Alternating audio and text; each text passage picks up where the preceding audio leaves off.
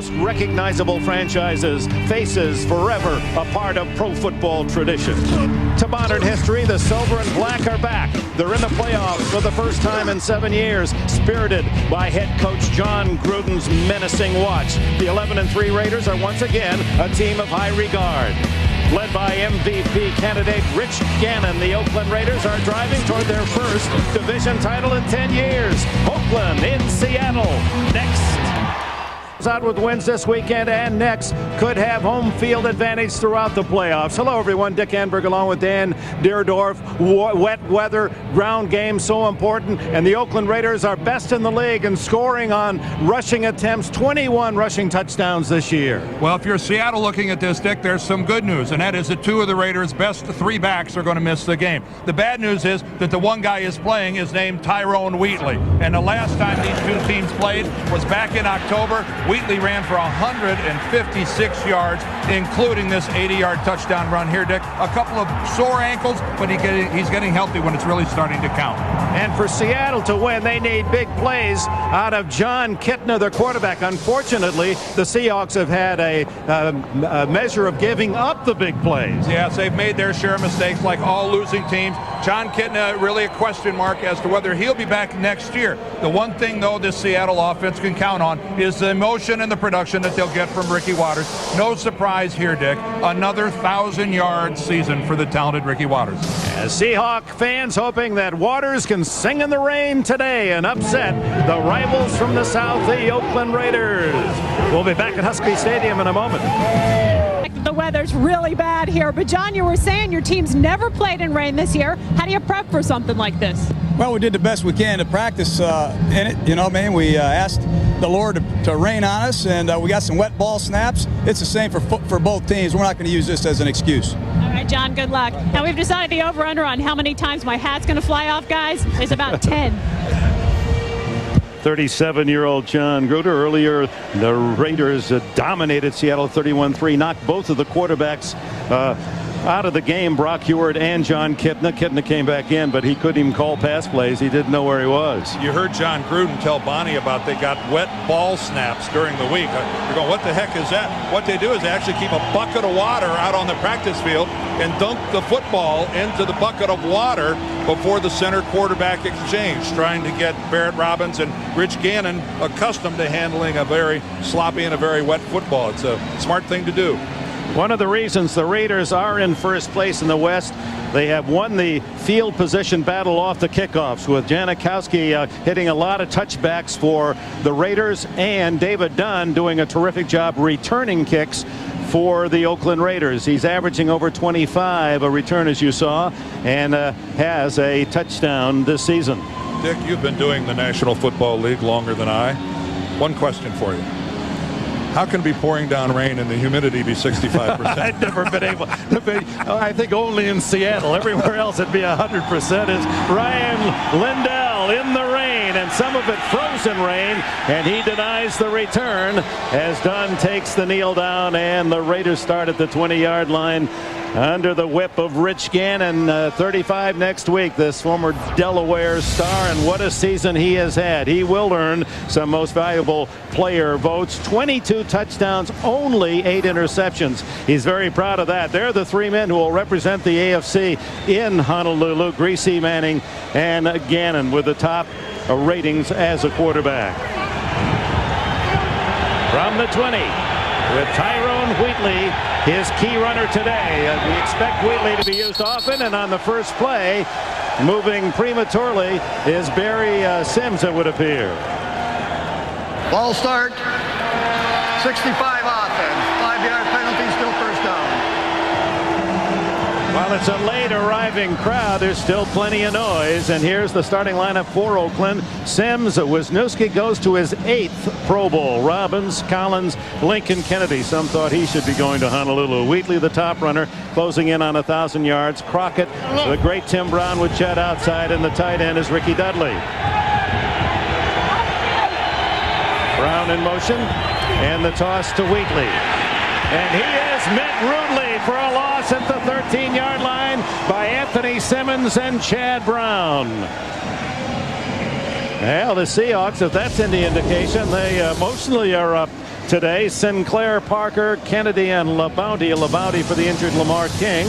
Simmons, Kuntz, and Brown. You bet two of those already on that tackle. With Sean Springs and Willie Williams at the corners. Bellamy and Joseph the safety.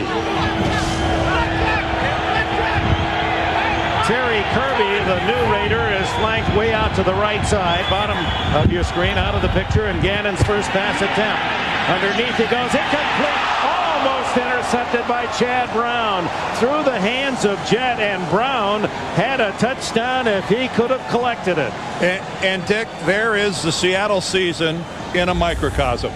Those are the plays that winning teams make, and teams that just struggle all year don't, because this ball just drops right through the hands of Chad Brown. And this is a guy that's been in the National Football League for 8 years, has been to Pro Bowls. That is an automatic 6 points. Third down and 16. Randy Jordan in the backfield, and he gets the call and runs through tacklers out to the 31-yard line, and a first down. Oh my, 3rd and 16, and a handoff up the middle, and Jordan gets 17. And this is nothing more than power football right off left guard. Why not go right behind Sims? Steve Wisniewski, your Pro Bowler at left guard. Barrett Robbins, the center. And look at Lincoln Kennedy, 15 yards downfield. Look at this play. There's Wisniewski right there. Doesn't get much of a hit on Chad Brown, who kind of overruns the play. Well, that's demoralizing for a defense to have somebody on 3rd and that long just do a simple buck play off left guard and run it for a first down. Anthony Simmons, the leading tackler for the Seahawks, has left the game. They're looking at his right ankle. First down just across the 30 for the Raiders. Fake to Brown, the handoff inside to Wheatley, and Wheatley back to the line of scrimmage. That one did not fool the Seahawks. Riddick Parker, the 4-year defensive tackle from North Carolina. Well, this Seahawks defense is ranked last in the National Football League. Those rankings are based on the amount of yardage that you give up. So in that sense, it has been a very, very poor year for the Raiders. Steve Sidwell, their coordinator, said we better get better than the last time we played the Raiders. Defensively, we were just pathetic. Two tight ends. Gannon throws. Incomplete, intercepted on the ricochet. It goes to number 55, Marcus Bell, and Bell is all the way inside the 10 before Jeremy Brigham can make the tackle. And Gannon's hurt. Gannon down. Oh, Rich Gannon came over to try to get involved making the tackle. And right now, it's a big story for Seattle, but the story right now is Rich Gannon down on the ground. Pass went right through the fingertips of his receiver, and here he gets the hit. Rich Gannon, as you can see, just somehow something happens to his right leg. Look at him clutching his right knee, still on the ground. Extreme concern on the Raider bench.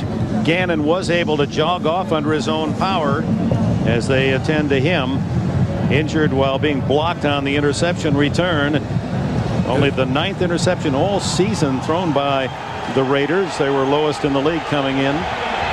Great opportunity, Seattle, from the 11 of the Raiders. The handoff to Waters, and Waters picks up almost 6 on first down before Eric Allen can make the tackle along with Marquez Pope. All right, let's go back and look at that play. This is Andre Rison, who's going to run a quick slant right here. Gannon delivers the ball. It might be a shade behind him, but basically hits him right in the chest and caroms right over to Marcus Bell. Then here we are to conclude. I think he's going to step right there. You saw Rich Gannon. He stepped on the right ankle of Chad Brown. And it was when he stepped on his ankle when he appeared to injure himself. Second down, and Kitna is drilled by Tony Bryant. Bryant, the defensive end from Florida State, with the sack. He now has 5.5, just a sack behind the Raider leader, Grady Jackson.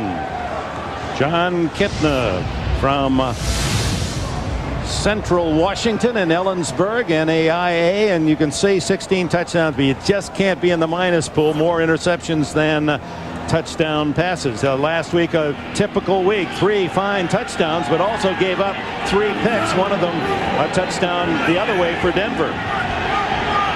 Third down and a dozen. Into the flat, complete, and fighting into the end zone for a touchdown is is Max Strong, the fullback. And the try for point by Ryan Lindell with the punter Eagles holding, and with the interception by Marcus Bell. Lindell sends it toward Dunn with the wind at his back. He gets it to the goal line, and here comes Dunn. He's hit at the 24, and ball was loose for a moment, but I believe ruled dead by contact, and Oakland will start at the 24. But how about this, Raider fans? This is a surprise, seeing Gannon out there this quickly. Fake to the Brown, and the handoff to Wheatley, and he barrels forward almost to a first down. Looks as if he has it. Let's get a report on Rich Gannon. Bonnie? Well, for as much as he was writhing in pain, it looked like his knee was very much injured. Fortunately, the right knee not too bad. He's back in there. Also, linebacker Anthony Simmons for the Raiders took a shot to his ankle, but he's back in. Good for them. That's our Seahawks leading tackler, Dick. All right, thank you, Bonnie. First down at the 35 for the Oakland Raiders. Crockett out on the wing. Tim Brown yelling someone's in the wrong position. Gannon has time to execute the play and gives to Wheatley. And he's met right at the line of scrimmage by Anthony Simmons, who has played terrific football this year. This #1 draft pick out of Clemson a couple of seasons ago. You could almost call that a dead play. When you see that much confusion prior to the snap of the ball, seldom does it go for much of anything. Crockett and Tim Brown could not figure out the right formation to that side. They were confused, I think, because they had a tight end to that side, which means both of them had to be off the ball. This Anthony Simmons, get used to him. He's going to be a Pro Bowler in the future. And again, Gannon changing the formation now into the eye with Wheatley. And he gets the call, and he's hit immediately. No gain again as George Coons, who played for Mike Holmgren with the Green Bay Packers, the middle backer for Seattle, makes the stop.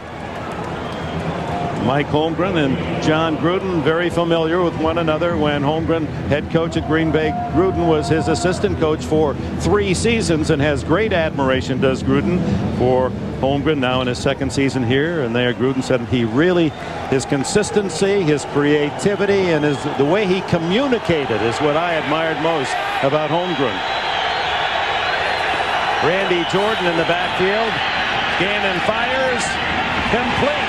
And Tim Brown going to the 30, the 20, and finally tackled at the Seattle 20-yard line. Tim Brown and Andre Rison working on that loose Seattle defense. Well, Ike Charlton, number 23, is the corner from Seattle running with Tim Brown, and he gambles foolishly trying to get in front of Tim Brown to get the football and comes up with neither the football nor Brown. And Brown kind of runs into Rison at the conclusion of that play as Rison was downfield trying to make a block. But Ike Charlton, he's a rookie. You can't gamble like that. You got to get one or the other. So first down at the 20, trailing 7-0. It's Wheatley for 5 for 7 yards on first down before Jay Bellamy, injured last week in the Denver game, can make the tackle from his safety position. Wheatley, who needs 166 yards in the final 2 games to hit 1,000 for the first time in his NFL career, highly heralded out of the University of Michigan. Well, everybody knows he was the #1 draft choice of the Giants, and it didn't work out there. And you're right, how sweet that would be for Tyrone Wheatley to finally say he earned 1,000 in the big league. On 2nd and 3, Wheatley again. Nothing this time. Matt LaBounty, who is playing for the injured Lamar King, able to make the stop, undersized at 275 for a defensive lineman, played up here in the Northwest at the University of Oregon. And Lamar King, the missing Seahawk defensive end, their best defensive lineman, the guy that was having the best year, dislocated his shoulder last week in the game against Green Bay, and Mike Holmgren really upset that he didn't get to finish out the season. Their #1 draft choice last year had 6 sacks. 3rd down and 4. Brown in motion, ever dangerous, and Gannon looking that way. Fires. Touchdown, Andre Rison. No pass rush. That's the reason the Raiders had all day to allow Rison to come all the way across the end zone, and Rich Gannon was in the proverbial rocking chair. Andre Rison, who starts clear out on the right. This pattern takes a while to run all the way across the end zone like that. And Rich Gannon, even then when he threw it to Rison, could have stayed even longer. Great job by the Raiders up front. 14 yards to Rison, who has his 6th touchdown of the season, complimenting Tim Brown. And now Janikowski, the rookie, the extra point is good. 75 yards in 7 plays. Rison with a score. We're tied at 7. Rich Gannon hooking up with Andre Rison. Rison's 84th touchdown reception, one less than Tim Brown. The kickoff is short and returned well by the Seahawks out across the 40-yard line by Reggie Brown, the backup fullback.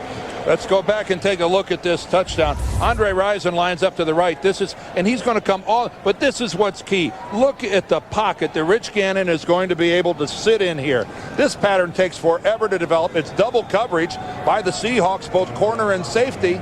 But Gannon has all day, and Andre Rison has the luxury of flattening out that route and running all the way across the back of the end zone. Tied at 7. 7 minutes left in the opening quarter. A fast beginning. Ball deflected and incomplete. And almost into the arms of William Thomas, who has 6 interceptions this year to lead all NFL linebackers. Seahawks line up this way. Jones, Kendall, Gray, Wedderburn, McIntosh, that young right side of the line. Holmgren thinks has a great future. Waters, the runner, strong, has the touchdown already. Mays and Dawkins, the wideouts. And Fourier is the tight end. Waters in motion, and then the toss back to Sean Alexander, the #1 draft pick of the Seahawks out of Alabama. Nothing there except 59, William Thomas, and Greg Biekert, 54. Here are the Raiders starters defensively. Bryant already with a sack. Jackson, Russell, and Upshaw. Upshaw for Lance Johnstone today. Thomas, Biekert, and Alexander, the veteran linebacking core. The back four of Charles Woodson, he goes to the Pro Bowl again. Eric Allen with Dorsett and Pope at safety.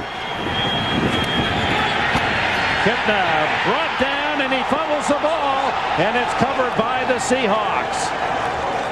Regan Upshaw made the hit, gets the sack, and Pete Kendall, the left guard, able to fall on the loose ball. Well, this sack comes in from behind. John Kitna is looking off to the right. Doesn't sense, he knows he's got protection that side, but doesn't sense any pressure from the backside. And Grady Jackson, you see on their number 90 of the Raiders, was down on all fours, kind of helplessly staring at that football a couple of yards away. He couldn't get to it.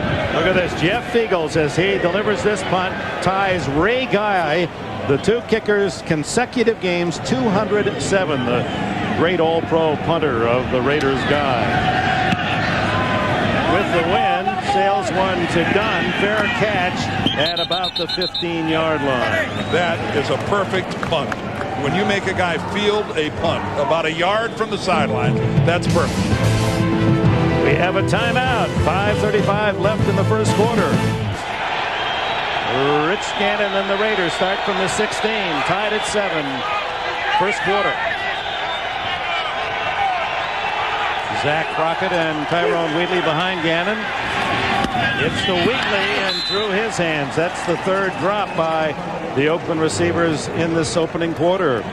We invite you to visit NFL.com for a unique experience. Auctions with net proceeds. Tim Brown and then the touchdown pass to Andre Rison have been the lone bright spots here for the Raiders. They're playing like a team that knows that they beat this team 31-3 last time. Their intensity level needs to pick up. That's done in motion, and the toss is to Wheatley, and what a hit by Michael Sinclair, the veteran from eastern New Mexico. Well, that's the kind of emotion that Mike Holmgren was hoping that his team would show here today defensively. Good lead block out front by Barry Sims, but keep in mind now that Michael Sinclair is coming all the way over. He's the defensive end to the far side of the formation. of all the defensive linemen, Michael Sinclair had to run the farthest to make that tackle. That's good hustling. And to Wheatley's credit, he didn't drop the ball. That was a jarring hit by Sinclair. 3rd down and 11. Gannon fires underneath to Tim Brown. It's caught, but shy of the 1st down. Chad Brown makes the stop for Seattle, and the punt team comes on for John Gruden's Raiders. Well, like we saw last week, Dick, when we saw Seattle play Denver, they fell behind, but they kept scratching their way back into the football game. Didn't appear that Mike Holmgren's team had any quit in it. And so far this game, they've started off not just matching, but really beating Oakland's intensity level. Shane Leckler, the rookie from Texas A&M, who's delivered some terrific kicks this year, driving Rodgers to the 30, 40, and Rodgers to the 47-yard line. Good field position for the Seahawks with a timeout. 4:05 left in the opening period. The Seahawks 7 and the first place Oakland Raiders 7. About half the folks have decided to watch it at home. No gain for Ricky Waters on that effort. And we remind you of Friday on CBS. A gain of a couple on 1st down for Waters. 2nd and 8 near midfield. 3 receivers to the left. Kitna throws left. And the ball caught by Derek Mays. Former Notre Dame receiver Eric Allen on the coverage. 1st down for Seattle at the Oakland 42. And a good, precise little hook pattern here by Derek Mays. You see, he really tries to sell the deep route, and he does. He gets Eric Allen to turn his shoulders and start his run to cover the deep pattern. The minute he does that is when Mays breaks it off. The ball from Kitna already in the air. Fake to Waters, and the throw. What a catch! A tough catch by Sean Dawkins, the 6'4" wide out. He had to reach back and grab a hard, wet football. Again, now we just work to the other side of the field. Charles Woodson, the corner, to this side, but that's just a superior catch by Dawkins. That one was hot, high, and to the outside behind him. And look at him go back and snare that. All hands and fingers on that grab. Dawkins leading the Seahawks. That's his 58th catch. Here comes Ricky Waters. Can't turn the corner. Cuts back to the 28-yard line. Ricky Waters, part of the Notre Dame national champions in '88, a #1 pick by the 49ers at San Francisco, at Philadelphia, at Seattle, 1,000-yard rusher. He has been a solid pro. Yeah, he really has, Dick. Take a look at that.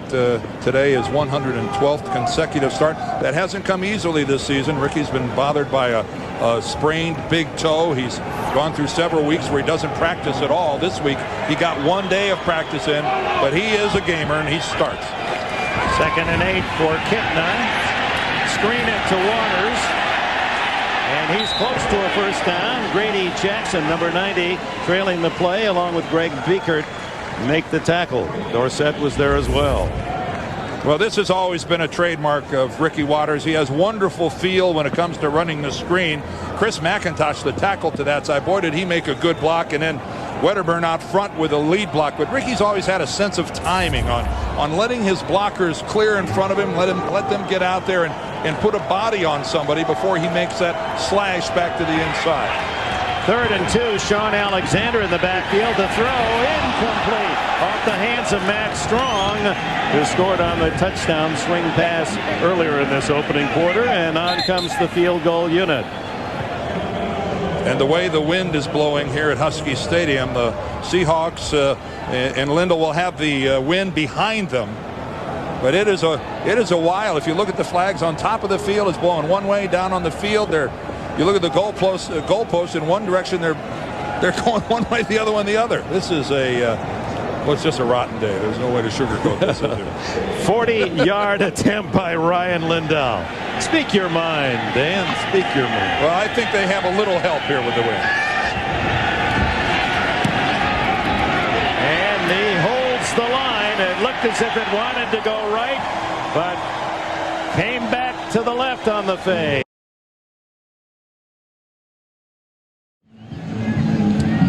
And the luxury of having the wind at their back for Seattle will end in 58 seconds. This one, a short kick to the sidelines. Dunn stays in bounds. Breaking tackles all the way to the 29-yard line. Well done. James Logan made the tackle. Well, the big right tackle of the Oakland Raiders is Lincoln Kennedy, and of course he came to the Raiders in a trade from Atlanta back in '96, but he's on his home turf.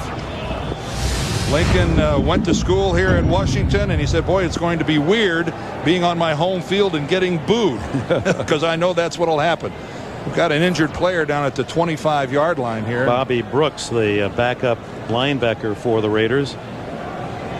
Lincoln Kennedy, an affable guy, really interested in drama. And music. His mother made him play the trumpet when he was in the 3rd grade all the way through high school. They talk about guys that would have stage presence now at 6'6", 335. Now that's what I call stage presence. He would project, wouldn't he? Now that's an Othello. A good guy, and of course loves the Seattle area, and said, you know, this is really bizarre. I've never seen the visitors' locker room. I will today. As a member of the Huskies, 3 straight Rose Bowls for Lincoln Kennedy, who anchors the right side of the Raider line. First down at the 30. Brown in motion. And Wheatley for a first down. A dozen to the 42. Chad Brown gets him to the carpet. Ooh, there's a little power football right behind Barrett Robbins, Mo Collins, and Lincoln Kennedy. Take a look to the left side of your screen there. Look at that surge. Oh, as they go right, Tyrone Wheatley ought to go back to the huddle and do a whole lot of butt patting. Mo Collins in there at right guard. Of course, he's the little guy. He's only 6'4", 3 1/4. Barrett Robbins, the center, 6'3", 320. This is a heavyweight and a talented right side of the Raider offensive line. Wheatley had 118 yards in the first half. The earlier game won by the Raiders, 31-3, and here he is in the open again. All the way to the Seattle 46-yard line. A gain of some 13, 14 more. And that's the end of the first quarter here in Seattle with the Seahawks 10, the Raiders 7. Welcome back. We open the second quarter. Raiders ball, 44, 46-yard line of Seattle, and they now have the wind at their back. Gannon hasn't scrambled yet. Underneath, incomplete to Andre Rison, the touchdown maker for the Raiders in the first quarter. Kerry Joseph on the coverage. Well, throwing the football, I think, is going to be tricky all day. Andre Rison trying to put about 12 moves on at the line of scrimmage. Does a pretty good job of pushing off there at the last minute. But still, Rich Gannon has the ball float on him a little bit and high and away. Well, all-time career touchdown receptions, Rison and Brown. What a tandem for the Raiders in the top 10. Wheatley pushed back, but not tackled, and finally knocked out of bounds right at the line of scrimmage. Willie Williams from the corner. Bonnie, what do you have for us? All right, well, Dick, Rison with that touchdown putting the Raiders on the board. Of the 23 new players in Oakland, John Gruden said single-handedly Rison is the one with the biggest impact. He said he's a spark plug in the huddle. He obviously brings 7 years worth of Pro Bowls to the game. He said, but on top of that, because he's out on the field, opponents can't always double-team Timmy Brown. The only man in NFL history to catch a touchdown pass with 7 different NFL teams, Andre Rison, out of Michigan State. 3rd and long. Split backs. James Jett in motion. Oh, big Lincoln moved at right tackle. Are they going to let this play go? No, I don't think so. Boy, this has been refreshing, however, Dan Dierdorf. That's the first flags, is it not? In the second quarter? No, we saw one in the first, but it hasn't been bad. Ball start. 72 offense. The 5-yard penalty. That's third right. down. You know, he wasn't all the way down in a 3-point stance. They're right here to the right. Take a look at Lincoln. He's going to just kind of get up. That's enough. That's enough. And Michael Sinclair wisely comes across. It's really a hardship to have to play offensive line. You know, you can't even, especially tackle. Don't you think offensive tackle is maybe the most challenging position? Well, that's a given. People have known that for decades. 3rd and 16 for Gannon. Well protected again. Look at the time. Now the scramble for the first time, and with that injured knee, not quite as nimble as the Gannon we've seen throughout the year, and Chad Brown ends the journey for Gannon and the punt team on. Well, what tremendous blocking by this Raider offensive line. Just look at this. It's a four-man Seattle rush. Rich Gannon, he was moving more to get a better view than he was reacting to pressure. He was just moving over to the right to see if maybe he could find an open receiver. Doesn't get much better than that from an offensive line standpoint.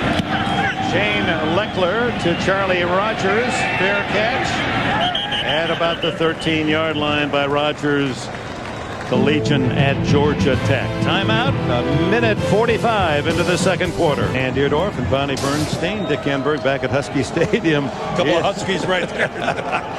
We are family. That's right. Breaking into the open is Ricky Waters, and finally dragged down by Eric Allen. But Waters improving the Seahawk field position out to the 26 behind a block by Sean Dawkins. Boy, and take a look at this. Is again just straight power football out of the I formation. And both teams, when they've been having running success, it has been with straight ahead running instead of trying to break containment and getting around the corner. We haven't seen either team successful in getting off an edge, but between the tackles, both clubs are getting it done a little bit. The Raiders more so. Kitna realigning his running backs, and still some confusion. Bruce Waters to tailback and gives to Waters, breaks a tackle, but able to plow for about 3. Anthony Dorsett making the stop. Time, do they No, get the any Christmas sort of bonus. additional Have you benefit? gotten yours yet? That Christmas bonus coming. Kitna throws underneath, complete, and the fullback Reggie Brown to the 30-yard line, and a flag is down on the far side of the field.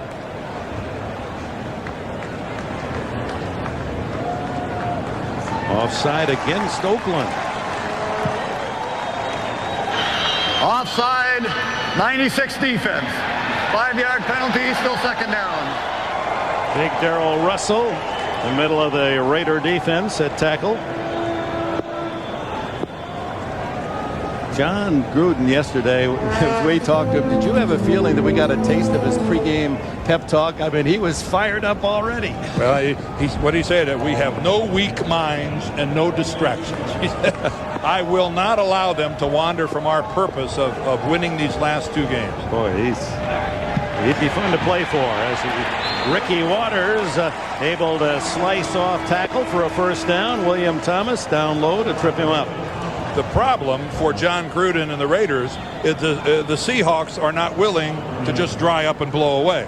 It appears that Seattle came to play today and that they are going to make it hard. They're not going to hand this to the Raiders, and that's one of the really nice things about professional football late in the year. A lot of times you'll see a team that just rolls over and you're going, you know, those guys are doing themselves a disservice, and everybody who's watching. It's obvious that Seattle's going to have no part of that. They're going to fight this thing out, and the Raiders better figure it out. Holmgren thought he had a bad spot, but it was enough for a first down anyway. Mike now 52, and as we said earlier, he used the expression, we're going to have to prune the trees after this season. He feels with a couple of first-round picks next year and some money for up to 3 free agents that he's going to be able to fill the recognized holes in this 5-9 season. First down, and tackled in the backfield is Ricky Waters by Tony Bryant of the Raiders. Well, that's a defensive end who's just going to take a knifing move to the inside, and that's just a whiff if you're an offensive tackle. You're trying to block that defensive end, and Tony Bryant just took a huge inside move, and he ends up, you know, if it's a toss to the outside, you've guessed very poorly. If, like it was a play right there off a right guard, you're right in the guy's face. 2nd and 11 for Kitna, who rolls and throws over the head of his intended target, Max Strong. Greg Biekert covering for the Raiders from his middle backer position. A lot of Raider fans here. They estimate about 10,000 here to support the Oakland cause. Well, it's been a while. You know, the last time the Raiders made the playoffs back in 1993, as hard as that is to believe, 6 full seasons sitting at home watching everybody else play after Christmas. After their illustrious history over the years, that was a long dry spell. And they haven't played in Oakland in a playoff game for 20 years. The last time they were in the playoffs at home, they were the Raiders of L.A. Flag down as the pass incomplete, intended for Ricky Waters. Roderick Coleman applying the pressure for Oakland. And again, this flag thrown clear across the field, so it had something to do with the line of scrimmage, and another offsides. That's almost a mental error in the category of the head coach. And Offside, 96 defense. Same That's man. a 5-yard penalty, still third down. Russell again. Well, Darrell Russell just trying to beat the snap count. That's all we're talking about. He's trying to anticipate the snap count. Here's Darrell Russell right here. Watch him leave just a fraction early. Watch him go right there. That puts him into the neutral zone when the ball is snapped. Howie Long was as good at that as anyone without getting penalties. And Alan Page, another one that comes to mind. Kitna then to throw. Nobody there. Between Waters short and his receiver Long. Waters short, receiver long. Listen, I think we can see the curvature of the earth from up here if we really look closely. We don't want to complain about our environs here, but it is high. This is the highest I have ever been to cover a football game. The seagulls are flying below us. David Dunn back at the 15 as Spiegels to punt. Raiders have blocked some kicks this year, and they get this one. And it's out of bounds at the 23-yard line. Bobby Brooks, who was injured earlier, smothers it off Eagles' foot. And Bob Casulo, the special teams coach, goes nuts on his sidelines. Boy, that'll make your day, won't it, Bob?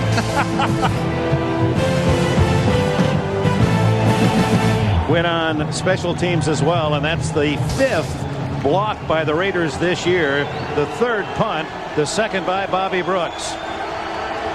They take over at the Seattle 23, trailing 10-7 here in the 2nd quarter. Wheatley to the 20-yard line. Let's go back to the block punt. All right, first of all, it's going to be a high snap from Darsh. And you see Fiegels has to go up for him, but right up the middle, right there, number 55, Brooks gets it with his left hand. He's going to be, he's going to be stabbed right there by Kerry Joseph, the personal protector, but he doesn't stab him enough to get it. Well, and Fiegels, frustrating for a punter. There's nothing you can do about it. First block punt this year, Dan. Yep, you just try to get rid of it as quickly as you can. 2nd and 7, and it's Wheatley plowing for 4 more, nearly 5. Anthony Simmons and others for Seattle. And 3rd down. 3 new faces come into the Raider huddle.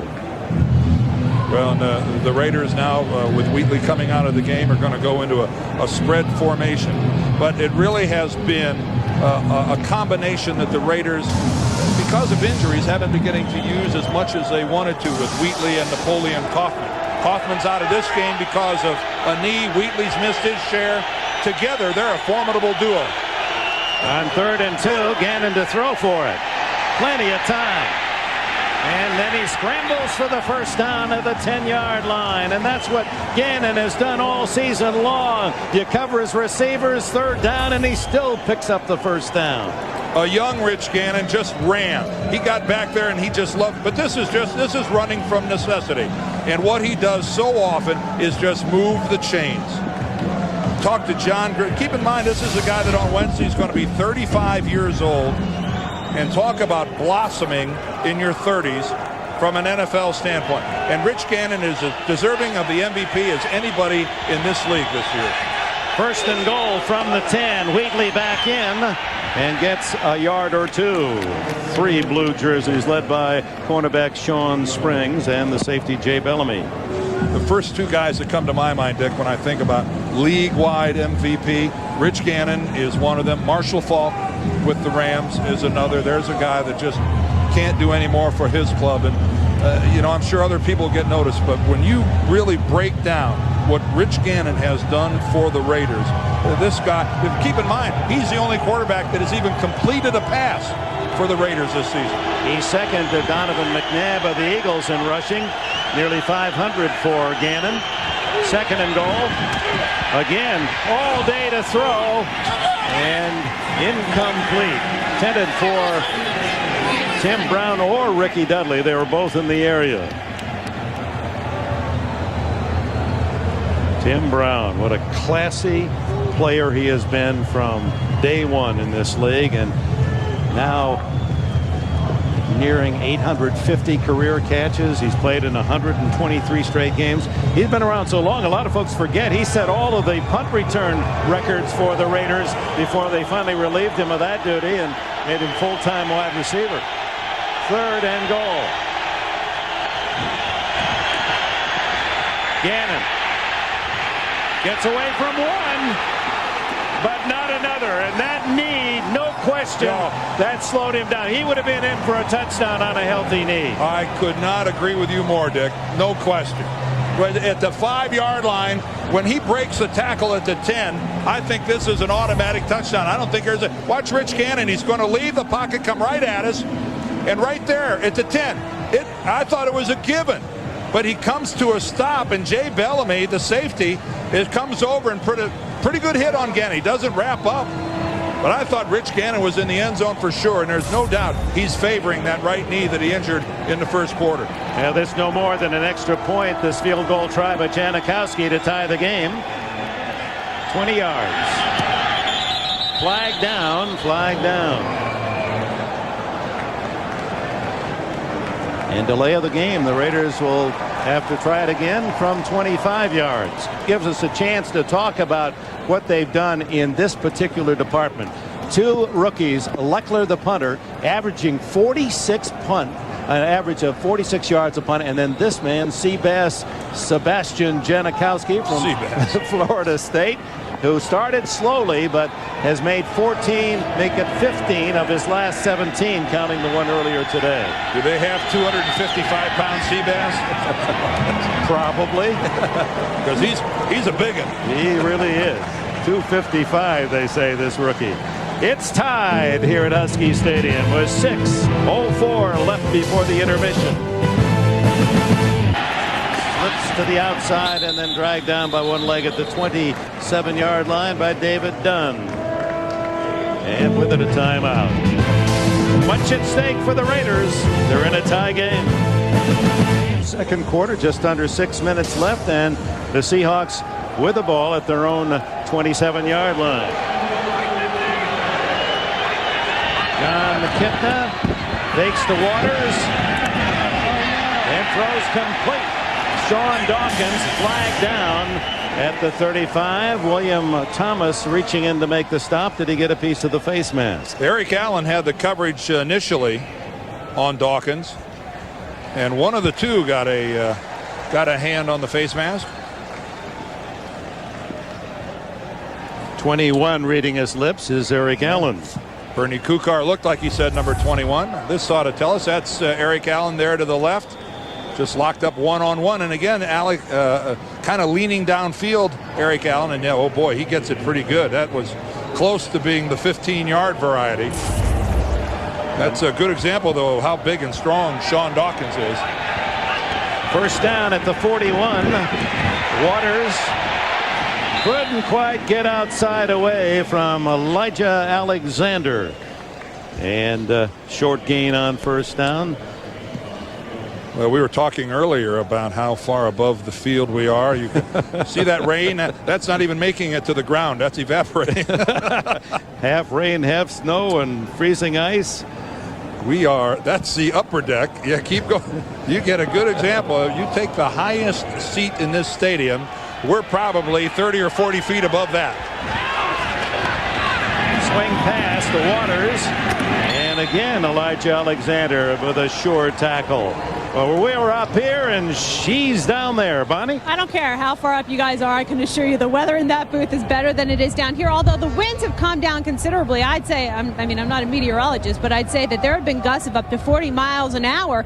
And John Gruden and I were trying to figure out before the game, hey, if I win the coin toss, which way should I kick? And we just decided, the wind's going across the field, so it doesn't matter either way.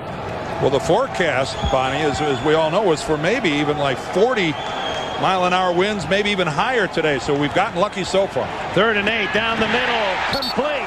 And a first down to Darrell Jackson. And this talented rookie from Florida. They're waving it off. Now they're saying they trapped the ball as William Thomas on the coverage. Jackson leads all NFL rookie receivers in catches this year. Now this was team officiating, initially ruled a catch. Oh, and that's a good call. No question. You hear the crowd in the background reacting to the first replay they saw, but Darrell Jackson did not control that football. It came loose and it bounced on the turf. Is Mike Holmgren going to challenge? He needs help from up above. Of course, if his coaches are up here, their only view is from our monitor. Well, Bernie Cooker's PA network has gone down. Well, Bernie, it appears that Bernie's either leaving or he's going to go over and go under. He's got that. He could. As we watched him yesterday, with his looks and his attitude and his fire, had he decided to go into theater himself, I think he'd have been a terrific actor. I'll bet you he was Dennis the Menace when he was a kid, though. After reviewing the play stands as called. It's incomplete. The ball is rolling.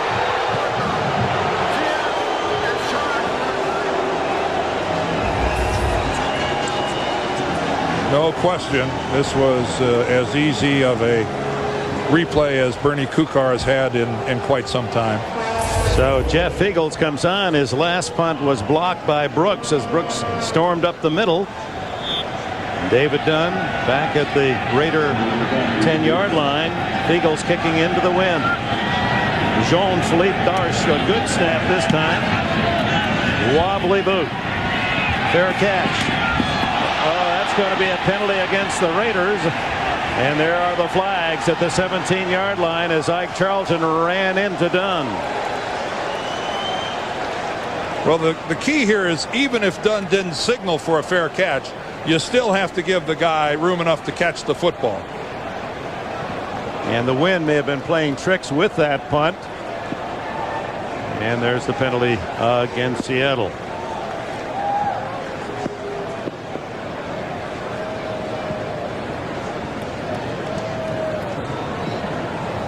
Interference on the kicking team, number 23, 15-yard penalty, first down.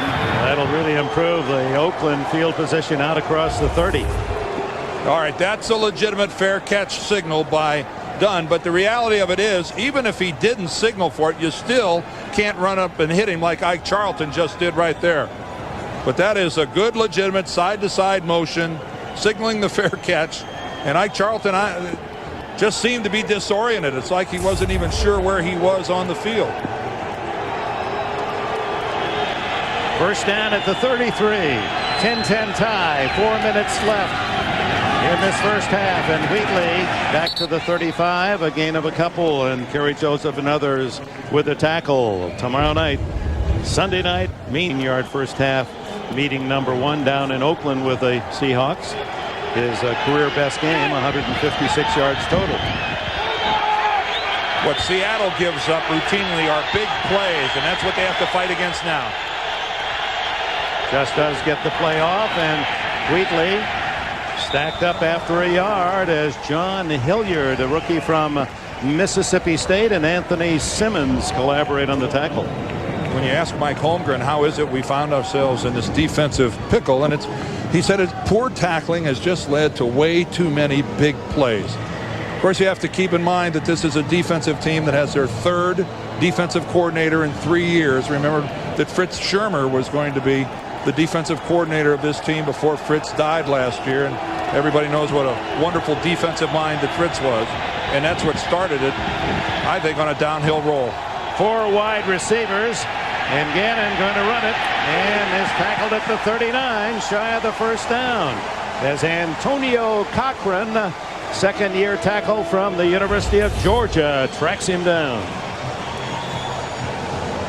Well, again, Rich Gannon, and this was a quicker decision than normal for him to leave the pocket and try to run for the first down. But again, a good reaction time by the D-line of Seattle.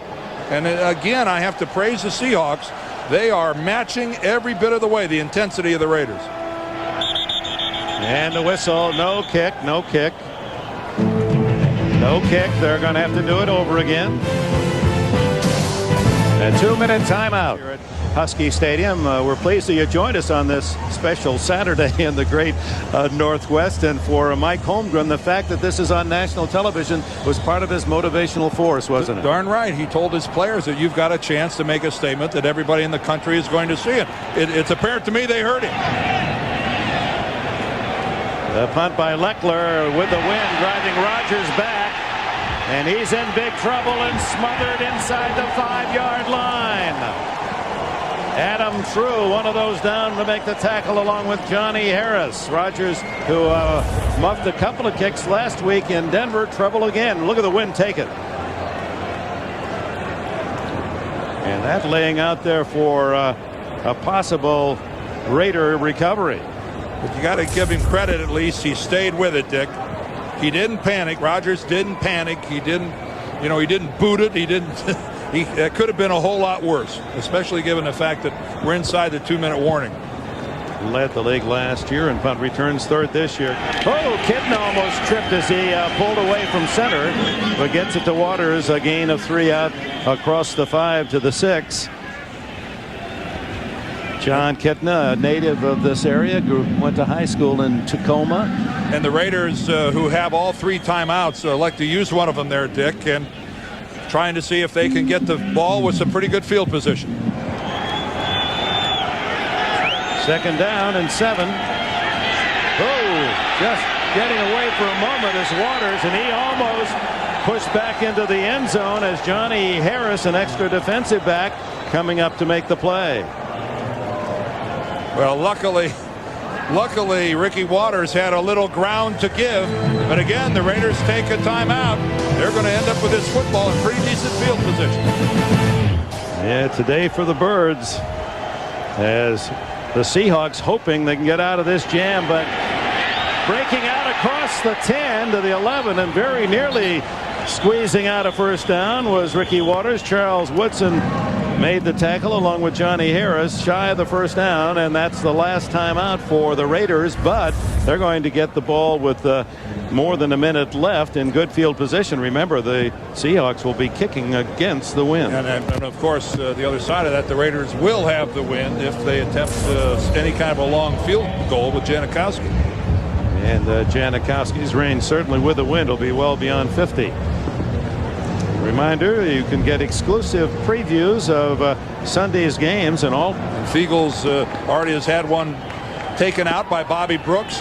And the Raiders, they're going to work on that psyche right here. 10 men on the line of scrimmage for Oakland. Fiegels to kick.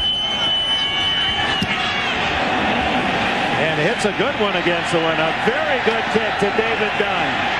Oh, he gets through the first 2 men at the 45 and fumbles the ball, picked up by the Raiders, but ruled down. Torrey James scoops it up, but it had been whistled at back at the 47-yard line. James Logan made the tackle very close to delivering a fumble at midfield.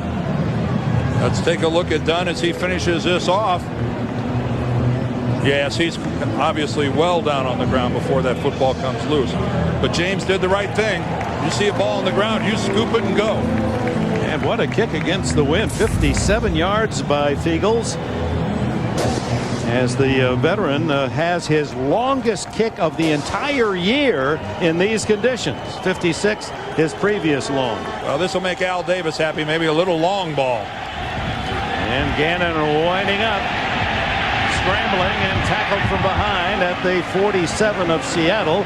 Remember, the Raiders cannot stop the clock with a timeout. They've used them up. But this is where such a difference with a veteran quarterback like Gannon. Look, there's no panic here. 2nd and 4. And complete to his tight end Dudley, trying to get out of bounds. He does. That was a big part of the play. Out of bounds inside the 35. Jay Bellamy ran him out. And finally, Ricky Dudley becomes a part of the offensive happenings for the Raiders. What a target at 6'6", 255. Everybody keeps waiting for this guy to become an all-pro. And again, this is a big play, smart play, getting out of bounds. But again, the reassurance that Rich Gannon just radiates in an offensive huddle, it's something that seeps into all the other 10 guys. Gruden talking about the way he manages the game so well, this veteran. From the 32, he's throwing long, wide open, incomplete. Tim Brown, and the wind having a cyclonic effect on that lob pass. It just took it right away from Brown. I think you're exactly right, Dick. Rich Gannon gets a little pressure. He's got to loft this up in the air. Tim Brown, with just his left foot, kind of slips out. Let's look and see if it slips away from him. I don't know if Tim would have been able to keep his feet if he'd have got to that football or not. But I think maybe he would have. I think that's more of a case of Brown slipping than the wind. 37 seconds left in the half. A 10-10 tie. Gannon throws it away. Well away. He had Tim Brown in the area. It's Tim Brown. You got to keep your eyes on him in motion. The pump and the throw down the middle to Brown. Incomplete. Almost picked off by Reggie Tongue. Leaping in front of Brown. Boy, and that looked like Reggie Tongue's football all the way. I think he's got both hands on this. He's going to read this pattern and break in front of Tim Brown. And no, that would have been a tougher interception than it initially looked like. That was just a good, solid play by Reggie Tongue. He didn't bite on that pump fake the other direction. It will be then a 50-yard field goal attempt to take the lead by Sebastian Janikowski. He's kicked 154, as you can see, earlier this year. It's hooking and no good. Wide to the right and short. Yeah, it was way short. That field goal not only was way offline, it was that baby was a good 5 to 8 yards short. This is the one where if you're a golfer, you hope it bounces off the trees and comes back into the fairway. Know the feeling. Been there, done that. So, and they get the ball at the 40-yard line, the spot where the field goal attempt was made. Kipna underneath, incomplete. Ricky Waters over the middle. Beekert covering. Football this weekend, but next Saturday, a reminder, CBS, the ball around the center. Chris Gray having to really stomp on it. The draw play to Waters, and Waters breaking tackles. He's to the 40. He's inside the 35-yard line, and a timeout with 6 seconds left in the half. Well, there's a call by Mike Holmgren.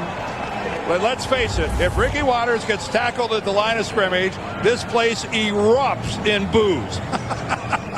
But look at it now. Now here's a call that may end up giving his team a shot at a lead at halftime. But this is one where the boos come down from the upper decks if Ricky Waters doesn't get more than a couple yards. And now it's Seattle with a chance at a long field goal in the lead at halftime as rookie Ryan Lindell from Washington State.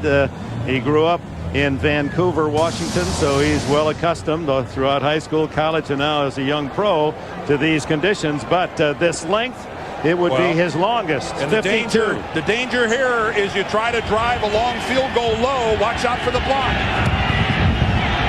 It is good. Good. Oh my. Not a bad call, Mike, with that draw. What? I think the advantage is always it goes to the more talented team, and that's the Raiders. And they should win this football game. But right now, as we look at the halftime statistics, you see that the Raiders are running the ball effectively, but Seattle will not go away. And of course, the one Raider turnover resulted in a Seattle touchdown after that interception. So you have to commend the Seahawks, Dick, for the way they have played with emotion, the way they have played hard. They have nothing to gain from winning today's game other than respect. And remember, the Seahawks are last in the NFL in defense. They've allowed more yards than anyone. The Raiders unable to take advantage thus far as Kerry Joseph and Charlie Rogers line up to receive the kickoff, and we're underway in the second half. It spins down to Rodgers at the 5. And he's out to the 30, the 31-yard line. Hit by David Dunn. Here are the scoring plays first half. Strong on the reception. And then Andre Rison after great pass protection. Rich Gannon gets a wonderful look. And now it becomes a field goal contest. Lindell from 40.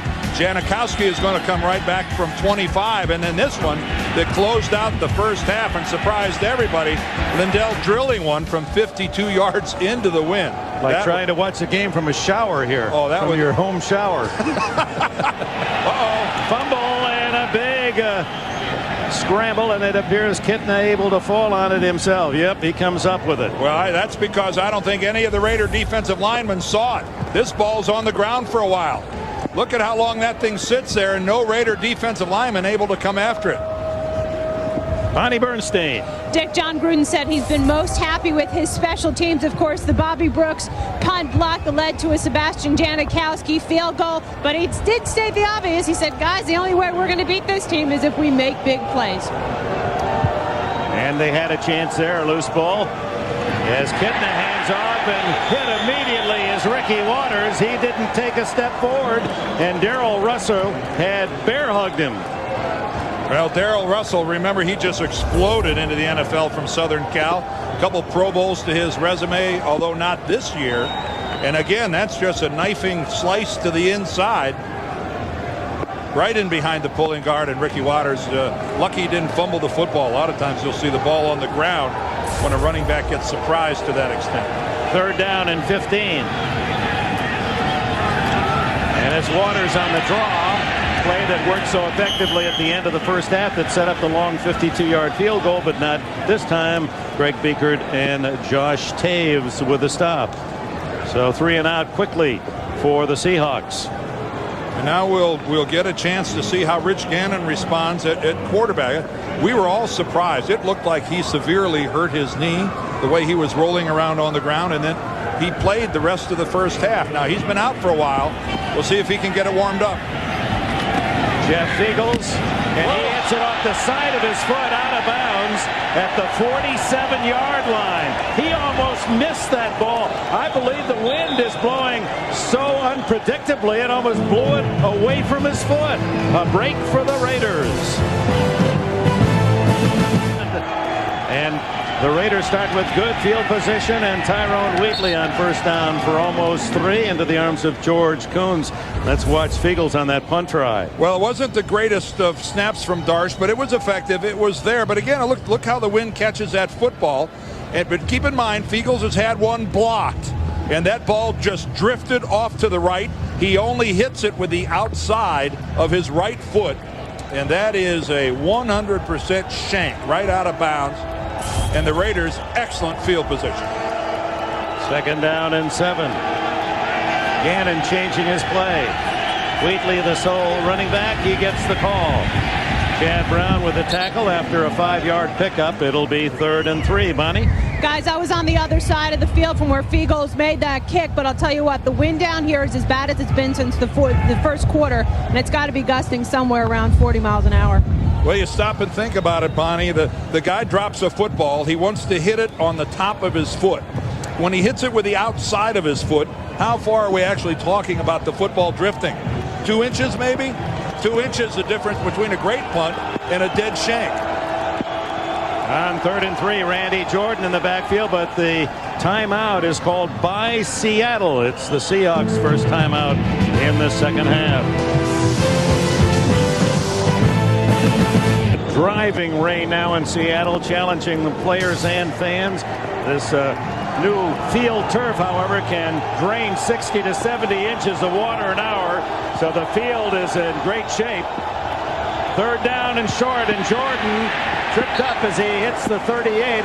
Appears on the early mark. He is just shy of a first down. Jay Bellamy up from a safety spot. Interesting there, Dan. The Seahawks had 1 linebacker, 6 defensive backs on 3rd and 3. Yeah, they were expecting that maybe they were going to see a little play action, but they did a pretty good job of stuffing it right at the line. And I think John, look at him. He's going to hurry up and go for it.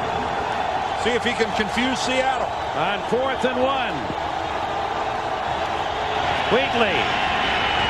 Oh, it's going to be close. The Seahawks think they are going to get the ball on downs. Well, nothing new. Anthony Simmons was one of the guys right there at the point of attack. He was the first Seahawk to get upfield and kind of disrupt the lead block. Watch Simmons. This is him right here coming in from the left. Look how he gets upfield and takes on Crockett, the lead blocker, and that really forces Tyrone Wheatley to come to a stop. There's Simmons. Boy, look at him meet Crockett.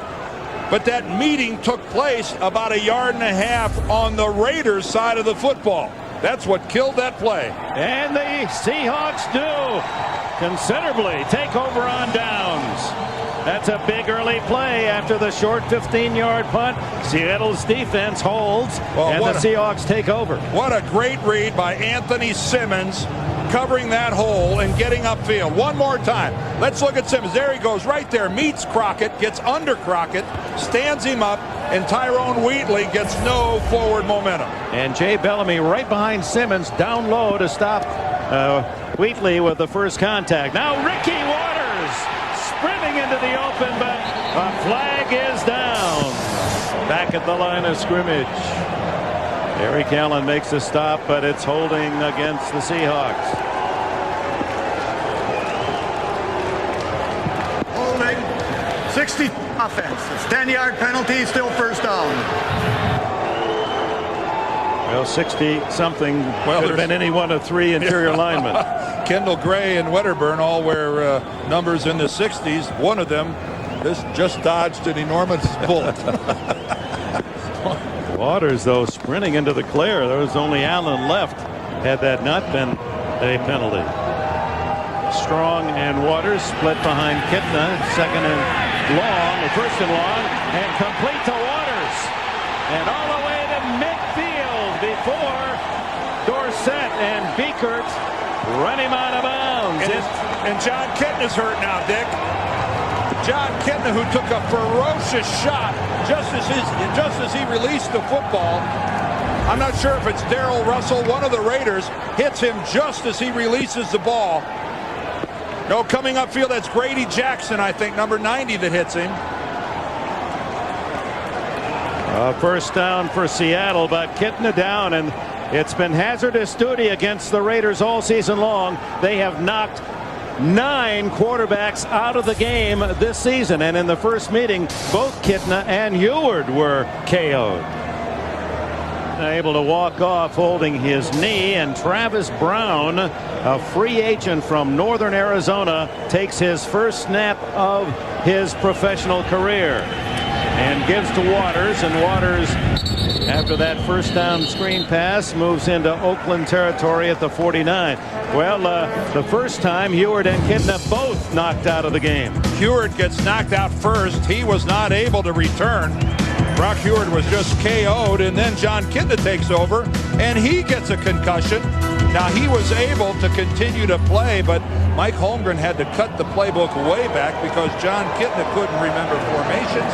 He couldn't even remember the execution of some of their most familiar plays, but yet he toughed it out and made it through the game.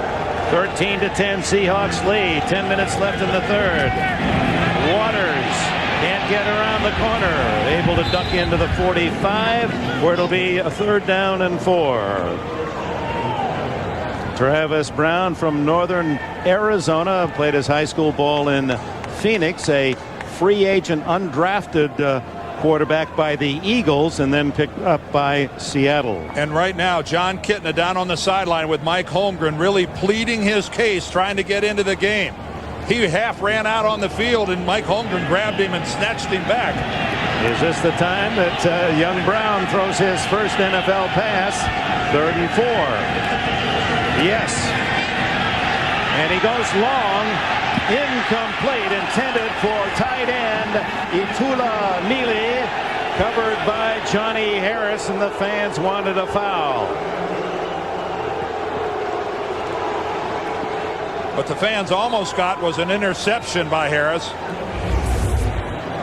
Harris has played well today. Yeah, he has. It's good protection. Travis Brown gets an awfully fine look downfield, and He put some air under this trying to float it over, and that's incidental contact between both players. There's no way that's going to draw a flag against Harris. Eagles with a block punt and a 15-yard punt as the wind at his back. End over end, Dunn waves it off, and it rolls inside the 15 and out of bounds between the 12 and 13-yard line. 9:04 left in the third. The Raiders trailing by 3. And the give to Wheatley, and again a crowd surrounding the big running back for the Raiders. Cortez Kennedy, the veteran, leading the charge. Bonnie?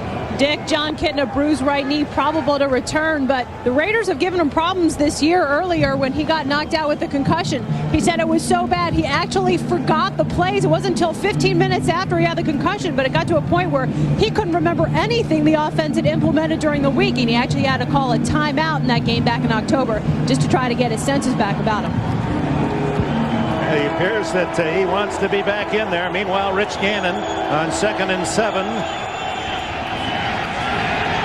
A lot of time again. Now throws wide open and incomplete as he hits his tight end Ricky Dudley, but Jay Bellamy puts a hit on Dudley and jars it loose. Well, he does put a good hit on Dudley, but this is a pass that Ricky Dudley just has to hold on to. This is what you get paid to do. Look at that, wide open, a great throw from Rich Gannon. You're 6'6", 255. That's a routine catch.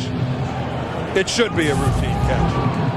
Again, that's mistakes like that are really holding the Raiders back today. That's not a bad weather. That's just not paying attention. And Gannon now is 4 for 13 passing on third down. Out of the pocket, incomplete. Tim Brown, and there's the late flag. Brown is very good at that. Willie Williams on the coverage, and Brown immediately looking for a flag, and an official far downfield accommodated. Illegal contact. Illegal contact. 27 defense. 5-yard penalty. First down. Well, Willie Williams is locked up with Tim Brown. In the slot, Tim Brown here is going to make his break across the middle, but Williams holds him up. Tim Brown tries to make, it's not a case of Willie Williams playing the football.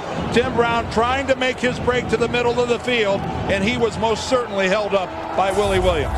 Willie Williams was playing Tim Brown, not the football. From the 21, the first down. Here comes Wheatley to the 40. He could go all the way. 30, 20, and out of bounds at the 15-yard line. Sean Springs. Ohio State just caught Michigan. Hasn't happened often in recent years, has it? And Springs, with his speed, saved the touchdown. Well, first of all, what a job at the line of scrimmage. Nobody even to challenge Tyrone Wheatley, and then downfield he gets away from Jay Bellamy. But with the angle coming all the way over from the far cornerback position, Sean Springs. Tyrone Wheatley had a pretty good hand on Springs' face mask, but the Buckeye ran down the Wolverine. It's a first down at the 12-yard line after a 67-yard run. This is Randy Jordan, tackled by George Coons. Of course, Wheatley had the big run in game 1. Yeah, this was an 80-yarder and that same type of blocking at the line of scrimmage. And again, Sean Springs is the guy who got a hand on Tyrone Wheatley, but he didn't have the angle back in October that he had today. But again, remember we talked about big plays. And again, that's what's been killing Seattle. 8 different running backs over 100 yards. Missed tackles and giving up the big play have been killing Seattle. And now Wheatley over 100 today. Jordan again. He's to the goal line. Touchdown. Randy Jordan, his second of the year.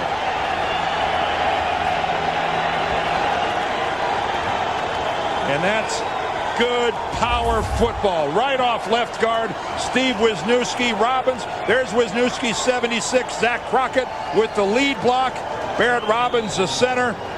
Boy, that's just power football. That's old-fashioned Raider football. Smash mouth into the end zone. And Jordan, one of 5 different tailbacks used by John Gruden this year, has his second score. Janikowski's try for a point. Bad snap, but the kick is through. So that touchdown brought some groans from Tennessee and from Denver as Oakland claims the lead. Raiders back in front. 87-yard drive in 5 plays, inspired by the 67-yard run by Tyrone Wheatley as Jordan gets the score 6 yards out. Janikowski skids one down to Charlie Rogers. 20, 30, 40, and he's all the way to the Raider 48-yard line, but a flag and another flag is down. These flags came in very late. These flags came in at the conclusion of the run.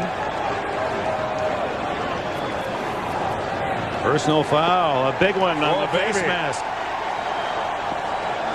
And John Kitna's back in the game for Seattle. And Seattle's going to be all the way down close to the 30. On the face mask, number 37, 15 yards from the end of the run, first down. Johnny Harris, who's had a fine game until now. There it is, the left hand. Boy, that didn't look like the 15-yard variety. Did I miss something there? That didn't look like he hit it the face mask, but he sure didn't hold it and like drag him to the ground. That's 15 yards is the call to the 34-yard line. After Rogers' solid return, Waters running up the back of his blocker to the 32 and a gain of a couple. Let's go back and take a look at the Raider touchdown. You know, you put a defensive lineman on this shoulder, you put another one out in this gap. That means that George Kuntz here, the middle linebacker, he's got to cover this entire hole. And I'm not sure if Dick Butkus or Willie Lanier could have stopped that entire hole. First, he's got to deal with Barrett Robbins, the center. That is asking a lot of your middle linebacker to have to plug something like that. And Randy Jordan gets the TD, and for the Raiders, nothing new. Kitna back in the game, throws in, intercepted by Eric Allen. Second is Charles Woodson. Woodson intended for Sean Dawkins. Listen to the Raider fans here in Seattle.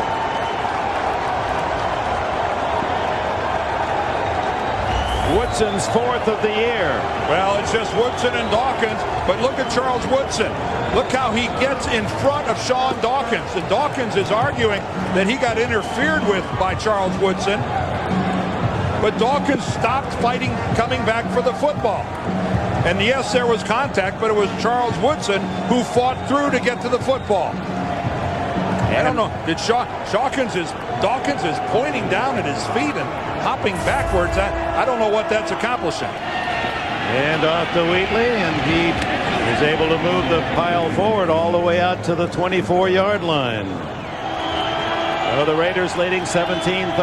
They deny Seattle on the interception, and now on 2nd and 4, it is Terry Kirby. And look at the blockers out in front. They had Kirby as they had Wheatley the play before stop. And that offensive line just forges forward for a couple more.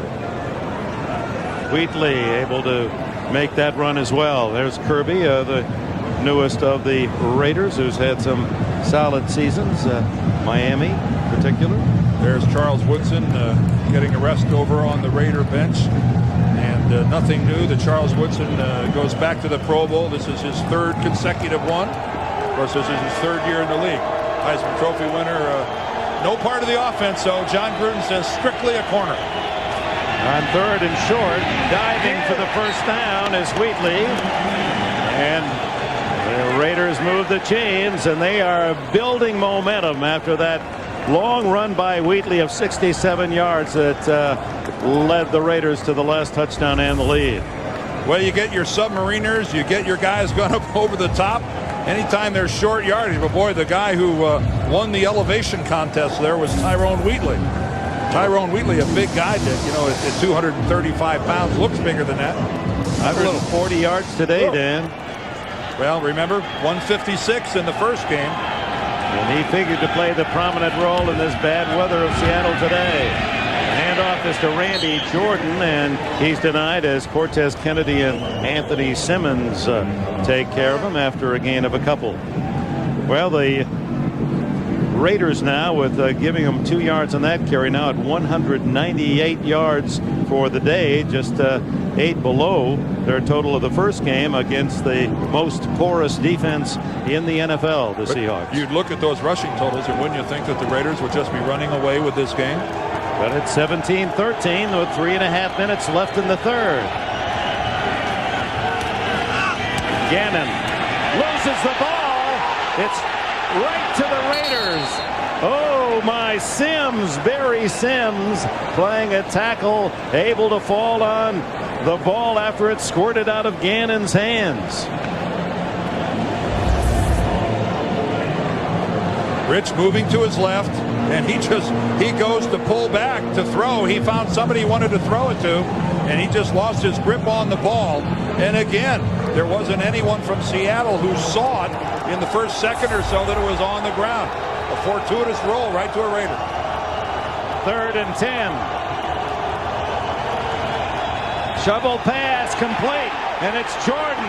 50, one man to beat. Randy Jordan. Caught from behind. What a tackle by Reggie Tung, just clipping the heels of Jordan, and we have a flag down back at the 40-yard line in Seattle territory. The play fell off his pocket. There is no penalty. I was going to say, Rich Gannon picked up that flag and carried it about 10 yards downfield and handed it to Bernie Kukar. You heard the explanation. There is no flag. There's the old shovel pass. That's not Lee Gross Cup. That's Randy Jordan taking off with that. And boy, what a fine block downfield by Zach Crockett on Bellamy. And again, like Sean Springs before, this time it's Reggie Tung that has to save a TD. 55-yard play. And Wheatley fighting for every yard to the 11-yard line, and Kerry Joseph George Kuntz with a stop.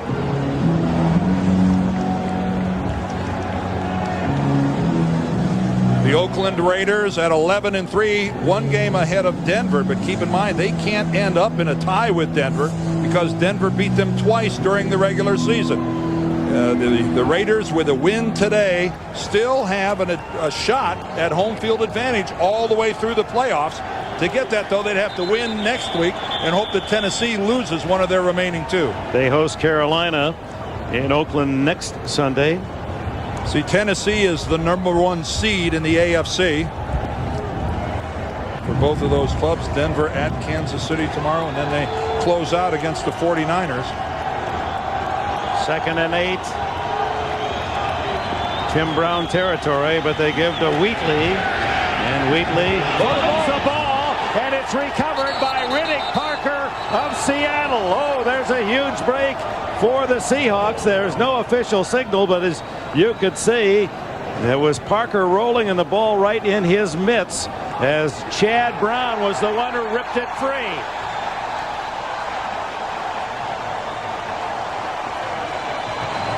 And Tyrone Wheatley is still down on the ground. Tyrone Wheatley is still lying prone.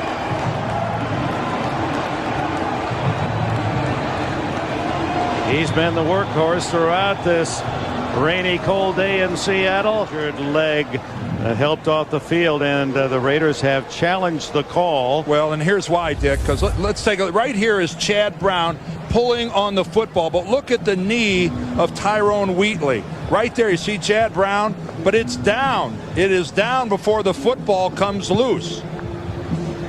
And right there, the left leg, you saw the left ankle and knee also caught in an awkward position, but I think the right knee of Tyrone Wheatley was down on the ground before the football came loose.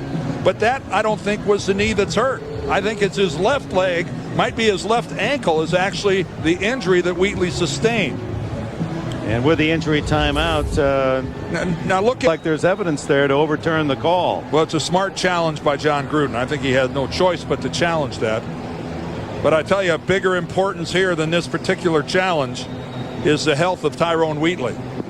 Win or lose this challenge, the game goes on. Lose Tyrone Wheatley, and that is a monster blow to the Oakland Raiders. Napoleon Kaufman already inactive, injured for today's game. John Ritchie, their starting fullback with a bad ankle, inactive for this game. You are down to Randy Jordan, you're down to Terry Kirby, and one fullback in Zach Crockett.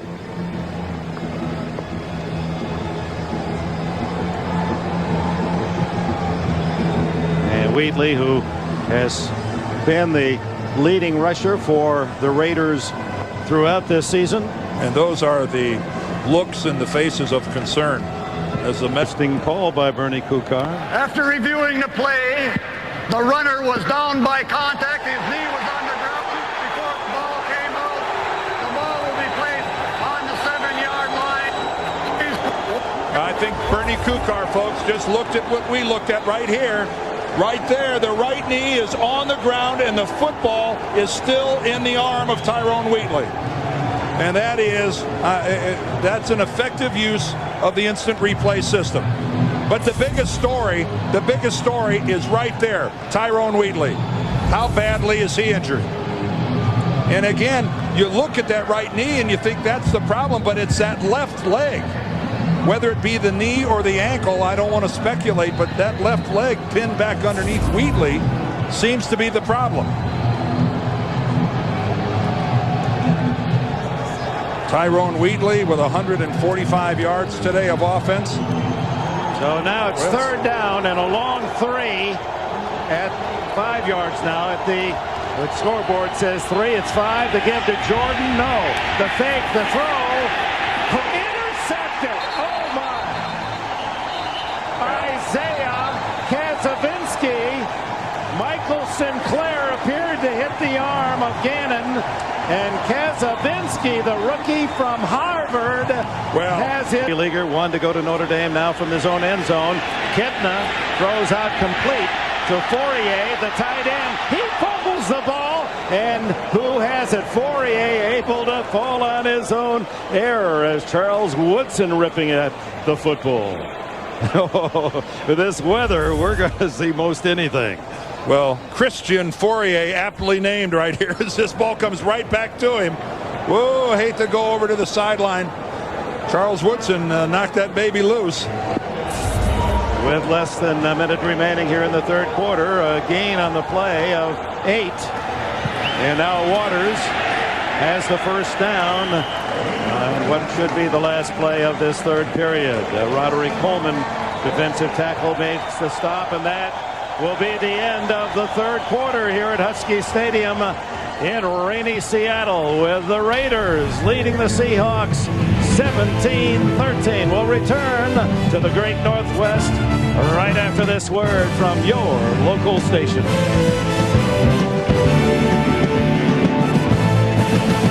For the fourth quarter, and Tyrone Wheatley, favoring that injured leg, stays on the bench. Seattle with the ball as we open this fourth period at the 14-yard line. First down. Waters for a couple.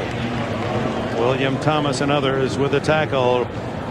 Tyrone Wheatley, what's the latest report, Bonnie? Well, they haven't really given us a definitive diagnosis. The Raiders have just said a left knee injury. A couple minutes ago, they had him laying down on one of the benches doing all of the tests to dictate whether there was any type of ligament damage. His return is questionable, but guys, the way he's been limping on the sidelines, I'd say it'd be a tough one to see him come back. All right, thank you, Bonnie.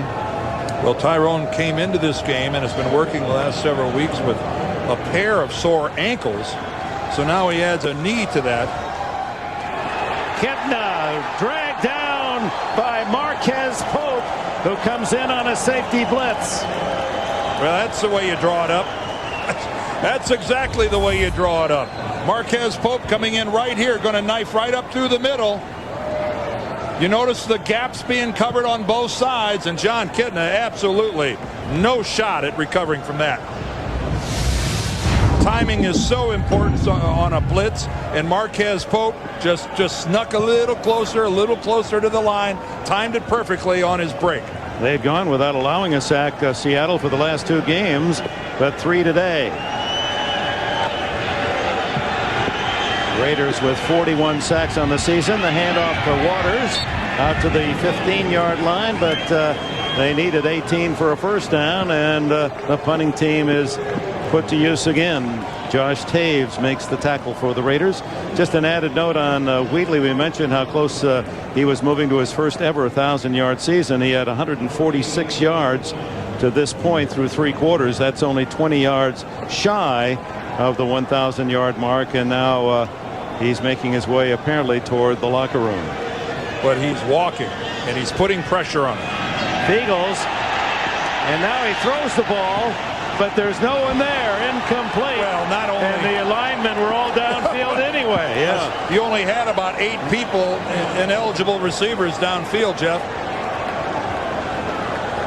And the Raiders are going to have terrific field position now as they take over on downs deep in Seattle territory. Kicking downfield.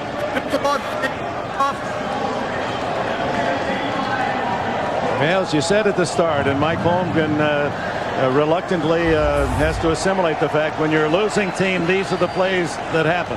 Well, and I don't know what Fiegels is doing.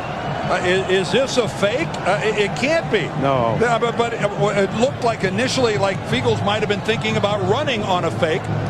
Remember, he had a punt blocked in the first half, and I'll tell you something. Jeff Fiegels hasn't looked the same back there punting since. He's had a shank, and now that travesty right there. This is a guy that looks like he is severely rattled. 15-yard line, Randy Jordan for 5 on first down. As the Raiders try to improve on their 4-point advantage, Michael Sinclair makes the tackle. Tonight on CBS, what's a daughter to do when her mom goes? 2nd down 5 at the 10-yard line. Jordan again. And he barrels his way close to the first down.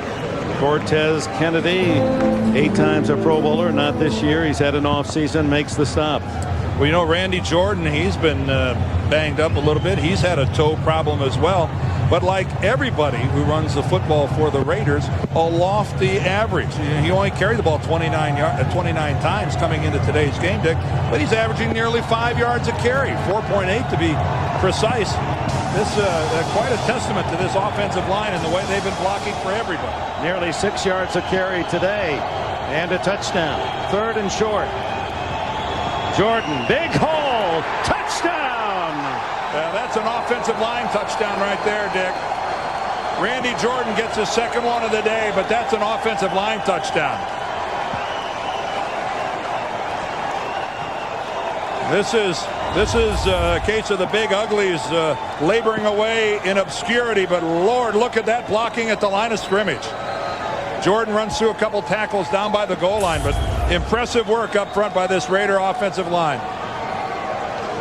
And Jeff Fiegels, who knows what's going on underneath that helmet after the misplay on the punt, giving the Raiders the ball at the 15. Janikowski adds the extra point right into the large video screen on the eastern end of the stadium here in Seattle. And the first place Raiders finally have some breathing room, up by 11. The Raiders need to move only 15 yards in 3 plays to build their lead to 24-13 after Fiegels' misplay. Janikowski's short kick. Rodgers breaks a tackle and gets out across the 30 to the 33. Brandon Jennings the stop for the Raiders. And for Oakland, John Gruden talked to us about how pleased he is with the balance of his offense. Right. It can't be better than this. 23 rushing touchdowns, 23 passing touchdowns this season. No, the only thing better than that is 24 rushing touchdowns and 24 passing touchdowns. You're right. That is balance. Look at that. And that, of course, John is the offensive mastermind. Kitman screens it to Waters. And Ricky able to spin to the 43 and a first down. Charles Woodson and Marquez Pope in the secondary for the Raiders with a hit. Well, we've seen a screen pass to Ricky Waters repeatedly today. That comes off play action. Ricky out of the tailback position, fakes it up off right guard rather, and then goes out into the screen. Mike Holmgren, a master at designing screens. It was sold beautifully. and a very effective look at a good-looking screenplay. 11 minutes left in this fourth quarter. Kitna underneath, and it's to his fullback, Max Strong, tackled at the 50 by Beekert. Well, here's a look at the playoffs. Plenty action tomorrow and, of course, next week with Tennessee and Oakland, the two best records in the AFC. And Tennessee hoping that they can get that #1 seed. The Raiders hoping that Tennessee might be defeated in their final two games. Well, if Tennessee and Oakland both win out, they'll both be 13-3. Tennessee will get the #1 seed because they have identical conference records. They didn't play each other. It goes down to common opponents. The common opponent is Pittsburgh. Seattle picks up the blitz, and the short pass to Dawkins is good enough for the first down at the Raider 45. To finish that off, the common opponent is Pittsburgh. The Tennessee Titans have beaten Pittsburgh twice this season, and the Raiders were tripped up by Pittsburgh. Pittsburgh is one of the Raiders' 3 losses. So when it comes down to how did you do against common opponents, that could end up being the deal breaker or the deal maker, depending on how you look at it, for home field advantage in the AFC. They both could be 13-3. On first down, the draw, no, the fake, and then downfield incomplete to the tight end, Christian Fourier, broken up by Marquez Pope.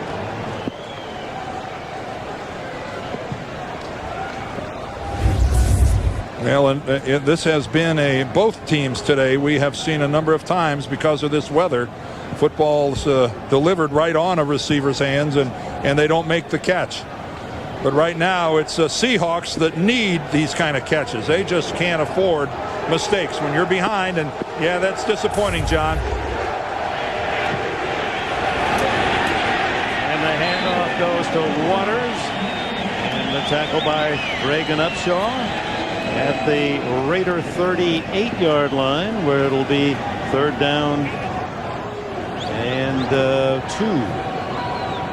Make it 3 officially. This is Husky Stadium in the Great Northwest on the campus of the University of Washington. And in a heavy rain and some swirling high-velocity winds, the Oakland Raiders have overcome a Seattle lead, 13-10 at the half, to lead at 24-13. Kitna, what a catch! Darrell Jackson, the rookie. Well, this is the first guy that Mike Holmgren starts talking about when you ask him to see where do you find bright spots in a losing season. He starts talking about his 3rd-round draft choice here from Florida. You know, obviously, coming out of a program like Steve Spurrier's in Florida, you do have a sense of what to do in the passing game. And Darrell Jackson is all that. He's their fastest receiver, and look how he's done against other rookies in the NFL. Pretty doggone well. That's his first catch today, 47 for the year. The pump by Kitna, the screen, and it's well defensed by the Raiders as Waters unable to get back to the line of scrimmage. Make that Max Strong back to the 25-yard line, a yard loss on the play. Beekert first to make contact. 24-13, Oakland leading as the clock ticks away toward 8 minutes remaining in the fourth quarter. But just like we saw last week in Denver with these Seahawks, they're just not going away. You got the old squeegee out. The rain today is kind of varied. It's varied from very hard to torrential. It's not been pleasant for anyone. There's a quick hitter. It goes outside to Mealy, the tight end, and he's tackled at the 20, and will bring up a third down at about 5. Marquez Pope with the hit. Mealy from BYU, and Pope played his college ball at Fresno State.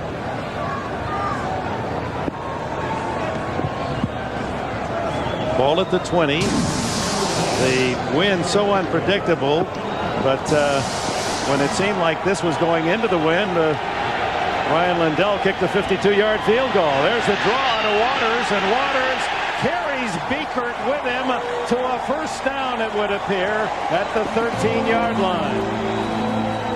Good effort by Ricky Waters. The veteran has played big today. And what's new, Dick, when you talk about great effort from Ricky Waters? Hey, this guy's been volatile over his career. He's made his share of mistakes. He has been criticized by people before, but nobody's ever said that Ricky Waters didn't come to play. Ricky Waters will give it what he's got, and you take one look at this guy and tell me that he's playing on a ball club that's only won 5 games.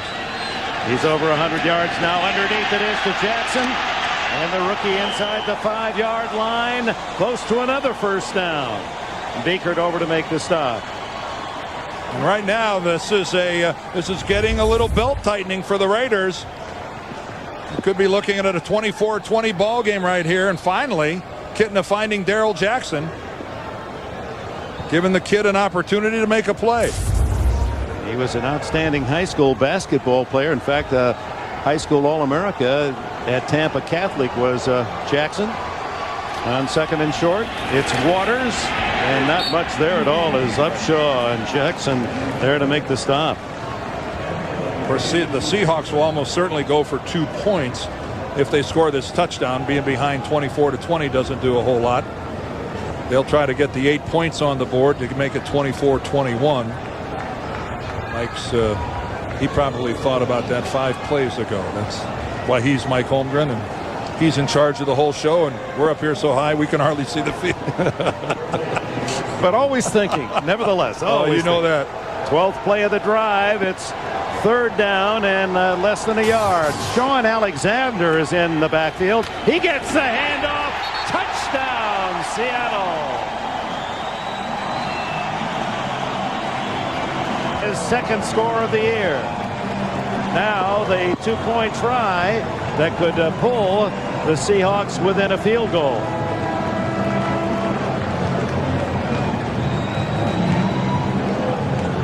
Well, every team goes into a game with a couple written down on the old chart. It depends on what stage of the game, what personnel are still healthy. Here's Mike Holmgren's selection. Alexander still in the game, not Waters. The throw, not even close. Intended for Sean Dawkins, and he had a blanket for wearing him, Charles Woodson. I was going to say, why of all people would you challenge Charles Woodson on a fade pattern in the end zone? Whoa! 5 points. The Raider lead.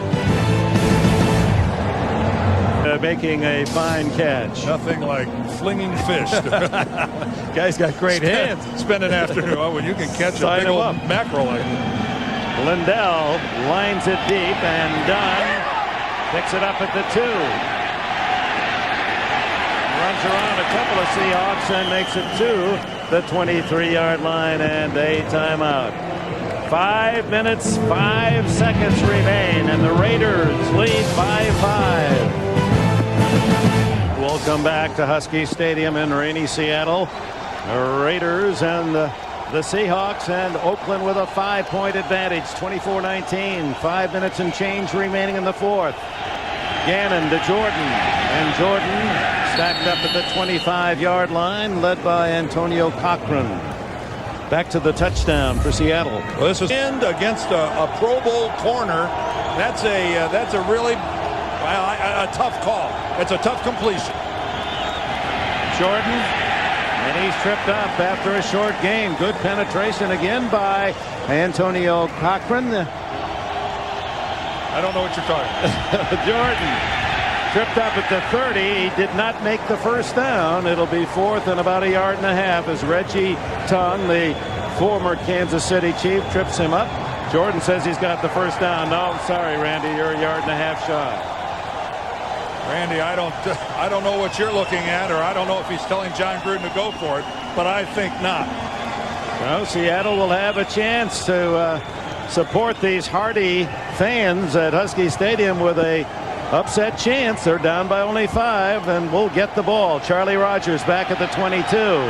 Leckler, who has been had high grades as a punter in his rookie season, floats it.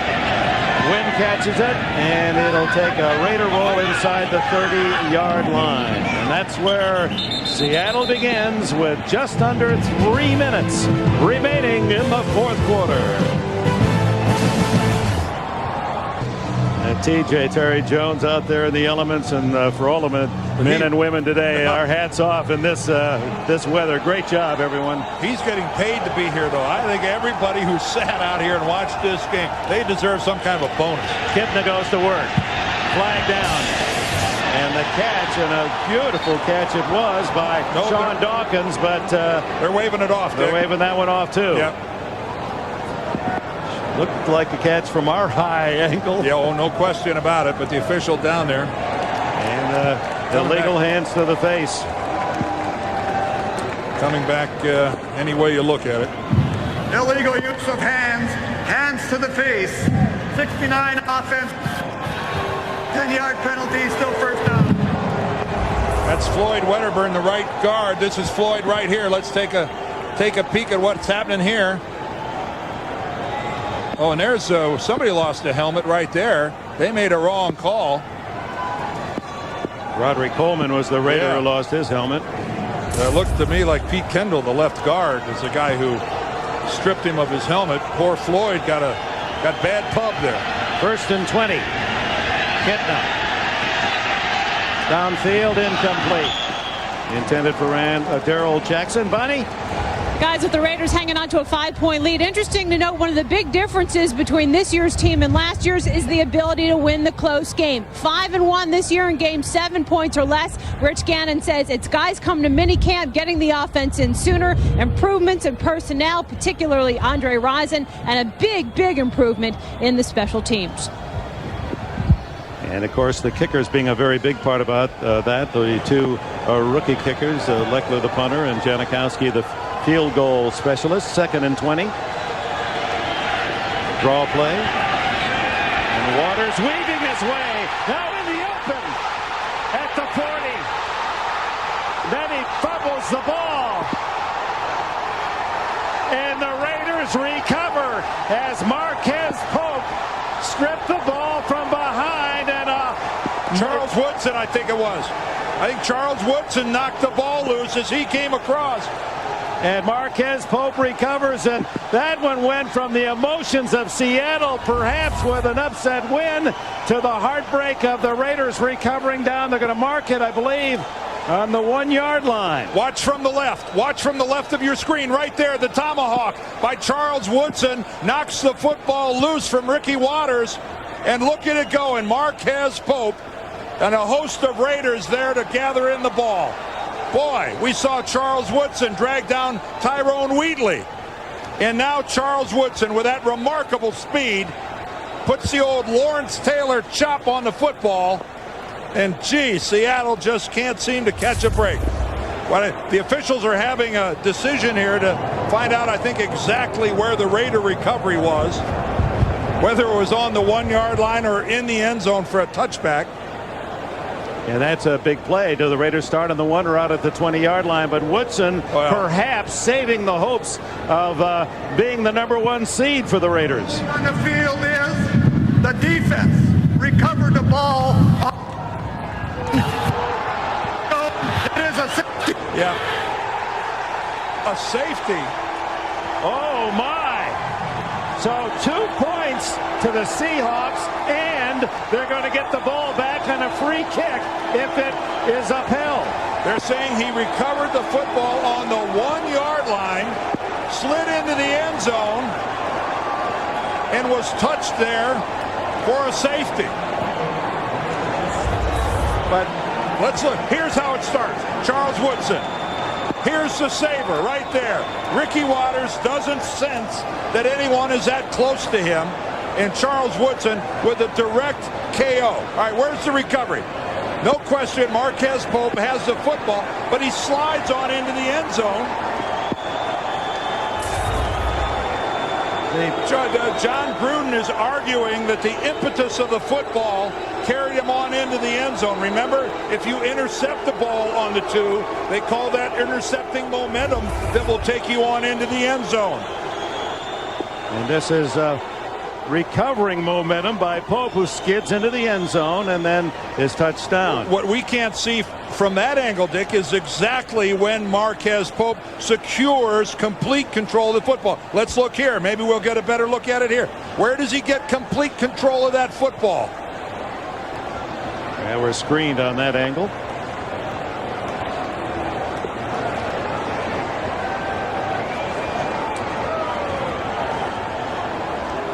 Wow, that is I have to admit that call surprises me.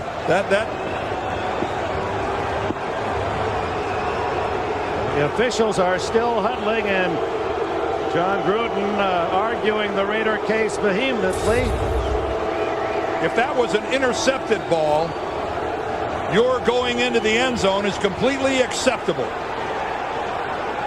I have to admit, I have never seen a situation like this where someone gets the football, recovers a fumble, slides into the end zone, and then is touched for a safety. I have never seen that before. And I sense most of you have not either. Rolling on the field is a safety. Please get on the field. What an incredible call. He established possession in the field of play, and because of the wet turf, skids in. And that's just Jerry Markreich, the longtime head of NFL officials, offering that explanation. It is not the same as interception momentum. He had established possession at the 1 and therefore was responsible for getting back in the field of play. So the free kick now by Leckler with Rodgers at the 15. There's still 2:24 left. And it's a 3-point game. The Raiders lead. Rodgers. And he is to the 39-yard line. Travian Smith makes the tackle. Well, we'll see how much this play. Been a touchback, but he gained possession at the 1. The throw incomplete to Waters. He was covered by William Thomas. 2:09 remaining. Seattle has 2 timeouts. Oakland all 3.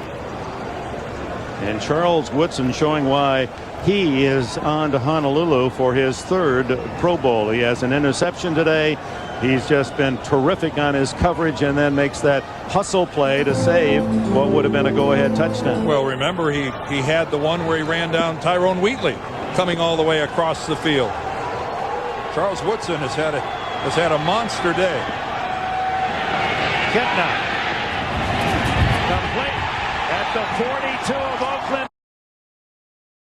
Seattle is at the Oakland 42, a field goal away from tying this game, and in the spirit of the game, it certainly didn't seem right that Pope would be charged with a safety. Well, the biggest part of it was that it looked like it was going to be a Seattle touchdown initially, with Ricky Waters having broken free. But the reality of it is that we said from the beginning what we saw last week in Denver. This Seattle team has no quit in it. Kitna. It's complete to his tight end, Mealy. Itola Mealy. And it's another Seattle first down. A wobbler, but Mealy was wide open. And when you say wide open, you're not kidding, as he just runs this simple pattern against the Raiders zone. He's completely lost. William Thomas way late getting over with the coverage. And right now it seems to be a Raiders D that's a little bit back on their heels. This is where normally one of their defensive linemen makes a play. Waters for a couple to the 23, and needless to say, with kicker Ryan Lindell already connecting from 40 and 52 yards. And there he is. He is in range to tie it with a field goal, although Mike Holmgren wants more. What a game in rainy Seattle. The draw to Waters. He's to the 15 and close to a first down. Oh, it looked like the football came right down on the first down marker.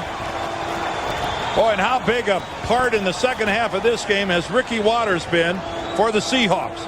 John Gruden just shakes his head. He can't. And here again, Seattle with all the momentum, but not much time. Third down and inches, and on the sneak, Kitna straight ahead. First down, and Seattle's going to have to think, no, it's going to be the Raiders who call the time. Seattle has 2 remaining. That's the first one spent by Oakland. And that is a smart timeout right there by John Gruden, because his defense right now is unsure of what's going on. That's a smart call to let his defense kind of take a couple deep breaths and let's talk this thing over, because we're doing more standing and staring than we are tackling. And meanwhile, he's wondering who's can stop Ricky Waters, the veteran who has 168 yards rushing in this game. Now Holmgren, now they initially signal that they're giving the timeout to the Raiders. Mike Holmgren is calling for a timeout at the same time, and John Gruden is calling time. Who did they award? We're going to have to clarify, who did they award this timeout to? Both of them are signaling for it. Right now the scoreboard says that they charged it to Seattle.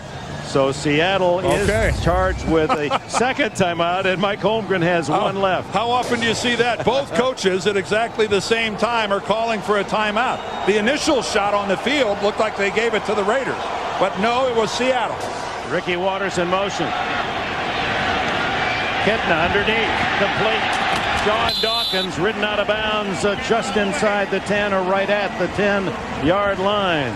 There's 38 seconds left in the fourth quarter. A three-point game. A crazy long run fumble that turned into a safety for Seattle to give them the chance to tie with a field goal, but they're thinking nothing but touchdown here. And though. an upset. They don't want to give this to a rookie. They don't want to have to kick in this inclement weather. Mike Holmgren and the Seattle offense thinking nothing but end zone. As rain pours down on Husky Field. 2nd and 5. Kitna to the end zone. No good. Sean Dawkins, the intended receiver. It was close to being a touchdown. Tony Bryant was forcing Kitna to fire. Well, the Seahawks going with 4 wide receivers. Dawkins is to the outside. The slot breaks outside. And that was a beautifully thrown ball by John Kitna.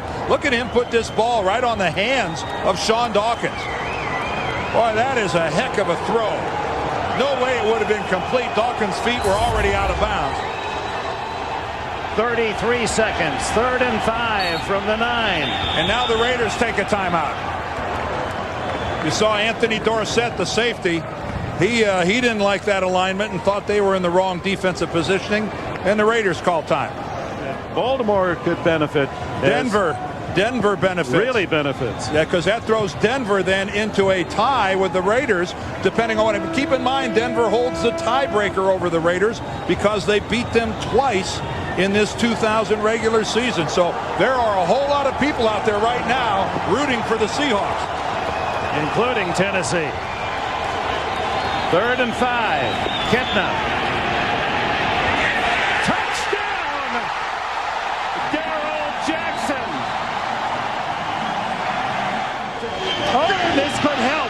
This could help. And now only a field goal is necessary as the ball is kicked illegally by the kicker Lindell. Or is it Fiegels who is trying to get it out of play? Well, this is a break for the Raiders. Now a field goal could tie it. Illegal touching or kicking of the ball. It looks like the snap goes right through the hands. Fiegels is the holder. It was a good snap, and it just goes right through Jeff Fiegels' hands. And again, we see Jeff Fiegels having trouble handling the football here today. They need to get the ball, at least one would think, for reasonable hope, to the Seattle 35-yard line. That would be a 52-yard field goal. He has kicked 54, but that was against San Diego in perfect conditions earlier this year. And David Dunn has been an effective kick returner, and I wouldn't be surprised if the Seahawks do everything they can do to keep that football away from Dunn. Some sort of a swimmer. No, it's going to go to him. And it's gone out of bounds. Oh, there's the break. And so without even a second being ticked off the clock, the Raiders will get the ball at the 40-yard line. That is a huge gaffe. What a monster mistake. So only a couple of completed passes, and there's time. 28 seconds would get them in field goal range. Rich Gannon playing on a painful knee. Over the middle, incomplete. Batted down at the line of scrimmage by the Cortez Kennedy. 24 seconds left. Well, as I said earlier, this is as close as the Seahawks are going to get to a playoff atmosphere here today. And what could be sweeter for these guys than ruining the tail end of this Oakland Raiders season by upsetting them here today? If you're ever going to give it all, this is it. And going long.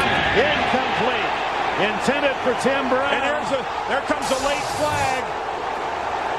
You're not allowed to take a free shot at a receiver if it's an incomplete pass. Maurice Kelly saying that he timed his hit, thinking the ball would be caught on Andre Rison. Well, this is a flag that can be picked up, but they're going to discuss it. And they're not going to pick it up. Boy, you get the emotions. You let the emotions get the better of you. Unnecessary roughness. 23 defense. 15-yard penalty. First down. Boy, they pound this into your head from the first day of training camp. You don't get a free shot on a defenseless receiver. This ball back to the inside. You see right there, Kelly sees the football. He knows that football is nowhere near Andre Rison. 19 seconds left from the 45. Gannon, incomplete, deflected, intercepted. Willie Williams on the deflection, and that should seal it for Seattle. Unbelievable. Well, we're going to want to take a look. How close was this ball to hitting the ground? I'm sure right now the Raiders are going to want to, let's get a replay of this and take a peek.